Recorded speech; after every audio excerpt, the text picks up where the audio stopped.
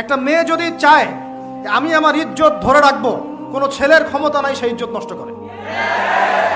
এটাই সত্য কথা। আমার স্ত্রী এই কথাটা খুব জোরালোভাবে আমাকে বলে, আমি যখন রাস্তায় হাঁটবো আমি যদি চাই তাহলে কোনো ছেলে আমার কাছে ঘেঁষতে পারবে না, আমি সুযোগ দিলে তখন ঘেঁষতে পারবে। একটা মেয়ে যদি চায় যে একটা ছেলে আমার সাথে ইটিস পিটিস করুক, সে ছেলে করবেই করবে।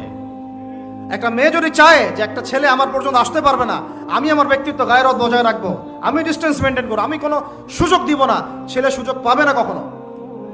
এত সহজ না। সর্বোচ্চ তখন কি করতে পারে, ধরে 10 জন মিলে ধরে ওকে জোর করে তার সাথে কিছু করতে পারে। ওরকম কিছু করলে তো আল্লাহর গজব নেমে আসবে।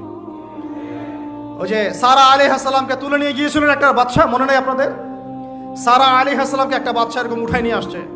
আর সারা আলাইহিস সালাম সবচেয়ে সুন্দরী মেয়েদের একজন ছিলেন পৃথিবীর ইতিহাসে, ইব্রাহিম আলাইহিস সালামের স্ত্রী। তখন তিনি হাত বাড়াচ্ছে তার দিকে ধরার জন্যে, আর সারা আলাইহিস সালাম তখন বলছে দাঁড়ান, আমাকে 2 রাকাত নামাজ পড়তে দেন। 2 রাকাত নামাজ পড়ে তিনি আল্লাহর কাছে হাত তুলে বলেন, আল্লাহ তুমি জানো আমি আমার সতীত্ব, আমার ইজ্জত, আমার সম্মান আমার স্বামী ছাড়া আর কারোর সামনে কখনো প্রদর্শন করি নাই। আজকে এই জালেমের হাত থেকে আল্লাহ তুমি আমাকে বাঁচাও। ওই দিকে ইব্রাহিম আলাইহিস সালাম নামাজে দাঁড়িয়ে গেছেন। ওই জালেম বাদশা যখনই হাত বাড়ায়, হাত অবশ হয়ে যায়, মাথা ঘুরে পড়ে যায়। 3বার 4বার চেষ্টা করেছে, তারপর পারে নাই। শেষে বলেছে তোমরা আমার কাছে কাকে নিয়ে আসছো, নিয়ে যাও একে আমার সামনে থেকে। পরে উল্টা হাজারা আলাইহিস সালামকে হাদিয়া সহ দিয়ে পাঠিয়ে দিচ্ছে। একটা মেয়ে চাইলে তার ইজ্জত সম্মান এভাবে রক্ষা করতে পারে। তোমরা জেনায় ছেলেরা লিপ্ত করেছে কারণ তোমরা চেয়েছো বলেই করতে পারছো। তুমি ফিতনা না ছড়াতা, তুমি বেহায়ের মতো বাইরে বের না হতা, তুমি তোমার চুল খোলা না রাখতা, তুমি তোমার পোশাক ঠিক রাখতা, তোমার কথা ঠিক রাখতা, তোমার কথার মধ্যে শক্তি রাখতা, মিষ্টি মিষ্টি প্রলোভন দিতা না, বাইকের পিছনে বসতা না, চটপটি ফুচকা খাইতা না, এখানে ওখানে আড্ডা মারতা না, কোনো ছেলে তোমার কাছে আসতে পারতো না। তোমরা এই কাজ করেছো, ছেলে আসতে পেরেছে। আপনারা তো কিছু হইলে ছেলেদেরকেই দোষ দেন। ছেলেরা তো এমনি আকর্ষিত হবেই। আমি একজন ছেলে হিসেবে বলতেছি এটা না তো বিষয়টা। একটা ছেলের ফিতরত এটা যে তার কাছে সবচেয়ে সুন্দর মনে হবে একটা মেয়েকে। এটা একটা ছেলের ফিতরত, স্বভাব ধর্ম, এটা চুম্বকের মতো আকর্ষণ করবে। আর এর উপর যখন আপনি এটাকে ফ্রি অ্যাক্সেস করে দিবেন, লাইসেন্স করে দিবেন, বেপর্দায় বের হবে, গায়ের জামা কাপড়ও ঠিক নাই, হ্যাঁ, তারপর কথাবার্তা মিষ্টি মিষ্টি প্রলোভিত টানতেছে, সিডিউস করতেছে, তখন তো একটা ছেলে মিসগাইডেড হইতেই পারে, স্বাভাবিক। ছেলেরও দোষ আছে, কিন্তু অবশ্যই এখানে মেয়েরও দোষ আছে। আমরা তো অনেক সময় ঢাকা শহরে দেখি রাত 10টা 12টা বাজতেছে, আমরা মাহফিল করে যাচ্ছি, কোনোদিন বাসায় ফিরতে 1টা 2টা 3টাও বাজে, রাত 3টার সময় ছেলে মেয়ে বাইকে করে ঘুরতেছে ঢাকা শহরে। ওই মেয়েটার কি বাসায় বাবা নাই, ভাই নাই, কোনো স্বামী বা কেউ নাই, মাহরাম কেউ নাই?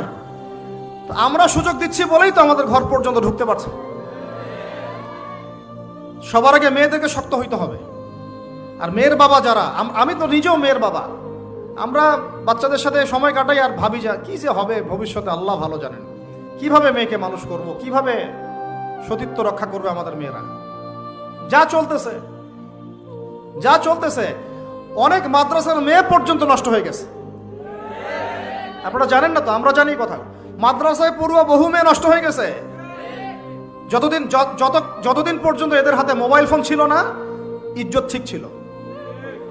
মোবাইল ফোনটা যখনই ঢুকেছে, ইজ্জত নষ্ট হয়ে গেছে বহু মেয়ের। আমি এরকম জানি, বলতে চাচ্ছি না। যাই হোক, ওই জায়গায় আসেন, ওই ছেলেটা তখন 100 স্বর্ণমুদ্রা অর্জন করেছে, কষ্ট করে আর্ন করেছে। যে আপনাদেরকে বলে যে নিজের পায়ে দাঁড়াও, তারপরে তোমার সাথে রাজি। সে অনেক কষ্ট করে 100 স্বর্ণমুদ্রা অর্জন করে মেয়ের কাছে গিয়েছে। চাচাতো বোনকে বলেছে যে স্বর্ণমুদ্রা নাও, এখন বলো তুমি রাজি না। সে মেয়ে বলছে হ্যাঁ ঠিক আছে। তো এখন দুজনের মধ্যে যা হওয়ার তাই হচ্ছে, অ্যাডাল্ট আপনারা সবাই বুঝেন। কিন্তু এখন মূল যে কাজটা, স্বামী স্ত্রীর যে মূল মিলন, এই মিলনটা করার জন্যে সেই ছেলেটা বসছে। হাদিসের মধ্যে আসছে এভাবে, 2 পায়ের মাঝখানে বসে পড়ছে ছেলেটা, এখনই জাস্ট শুরু করবে। তখন ওই মেয়েটা বলে উঠছে যে হে আল্লাহর বান্দা, আল্লাহকে ভয় করো, আমি আমার সতীত্ব কখনো নষ্ট করি নাই, তুমি আল্লাহকে ভয় করো। এই কথাটা যখনই বলছে, তখন ওই ছেলের মনের মধ্যে এমনভাবে একটা রিয়াকশন জন্ম নিয়েছে, আল্লাহর পক্ষ থেকে এমন একটা নূর আর হেদায়েত চলে আসছে। ওই অবস্থা থেকে ছেলেটা উঠে চলে গেছে এবং স্বর্ণমুদ্রাও দিয়ে দিচ্ছে, যে স্বর্ণমুদ্রাও আমার দরকার নেই, যা।